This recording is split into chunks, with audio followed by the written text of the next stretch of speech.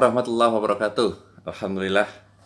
Hari ini kita akan membahas mengenai masalah Imam Hanafi. Ini kita ambil keunikan-keunikan saja dari beliau ya, karena sudah banyak saya kira yang menjelaskan tentang Imam Hanafi.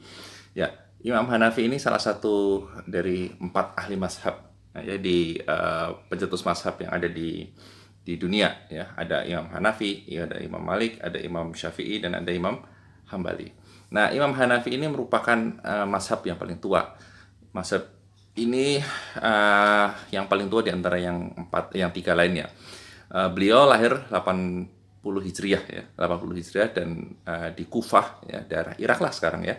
Dan beliau juga meninggal di daerah Irak, tepatnya di Baghdad yang sekarang menjadi ibu kota Irak tahun 150 Hijriah. Berarti kurang lebih umur beliau berapa ya? 70 tahunan. Ya, 70 tahunan. 70 tahunan, oke. Dan Imam Hanifah ini tumbuh kembang di dalam sebuah keluarga yang bisnis ya. Jadi Imam Hanafi ini termasuk imam yang mungkin bisa dikatakan paling kaya di antara yang 3 ya. Beliau tuh seorang juragan baju ya, bikin baju ya, konveksi dan lain sebagainya, dan beliau termasuk penjual yang cukup besar ya. Dan memang dari keluarga yang seperti itu ya. Dan beliau belajar agama juga dari ayahnya yang bernama Sabit ya, dan ayahnya ini bertemu dengan Ali bin Abi Thalib dan mendoakan keberkahan kepada keluarga Sabit. Berarti termasuk di dalamnya adalah Imam Hanafi. Nah, sebetulnya Imam Hanafi ini ada keunikannya ya. Keunikannya adalah beliau selain kaya ya, kalau beliau memberikan kajian itu yang namanya parfumnya itu seluruh jamaah itu bisa mencium parfumnya beliau. Masya Allah, luar biasa.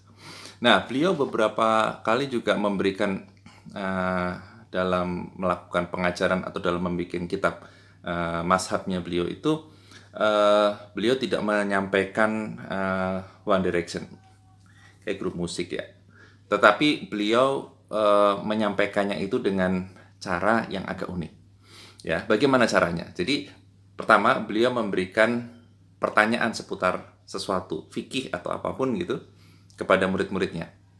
Kemudian beliau menyebutkan beberapa dasar untuk menjawab masalah-masalah fikih tersebut.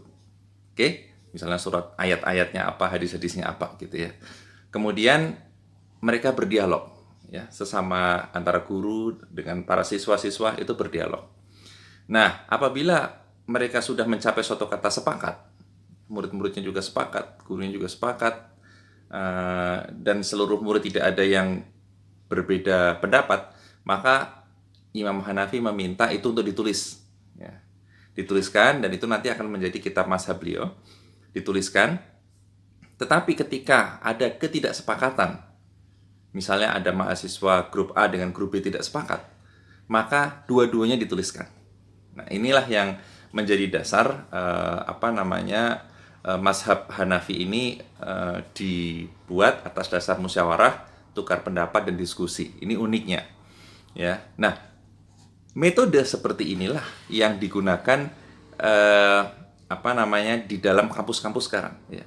Jadi metode tukar pendapat, diskusi, musyawarah, simposium ya, itu adalah yang dilakukan di kampus-kampus sekarang. Bahkan di perusahaan-perusahaan sekarang juga menggunakan sistem seperti ini, meeting dan lain sebagainya ya, untuk menemukan apa yang terbaik yang saat itu ya.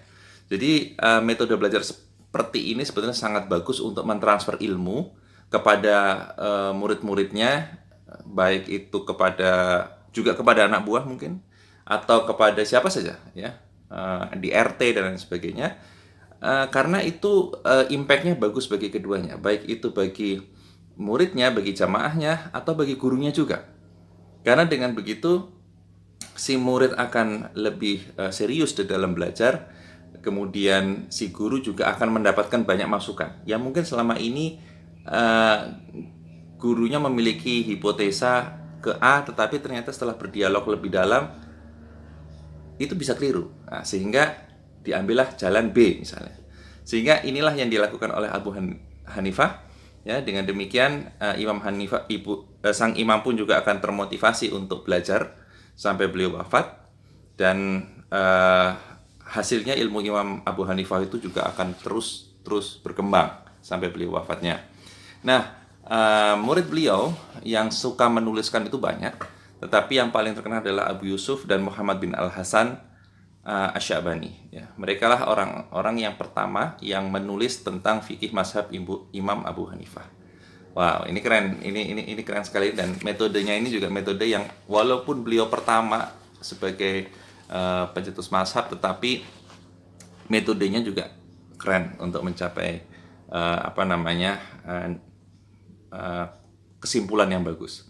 Nah, mazhab beliau ini digunakan awalnya tentu di Irak, ya, tempat beliau lahir, tempat beliau wafat, ya.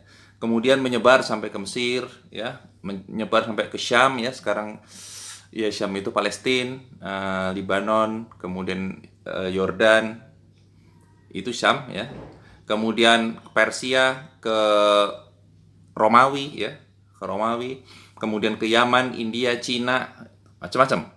Kemudian juga ke Bukhara yang ada di atas, ya, termasuk Bukhara itu di tempatnya Imam Bukhari, Kaukasus, Afghanistan, Turkmenistan, dan lain sebagainya. Yang di atas stan itu, ya, bekas pecahan dari Rusia.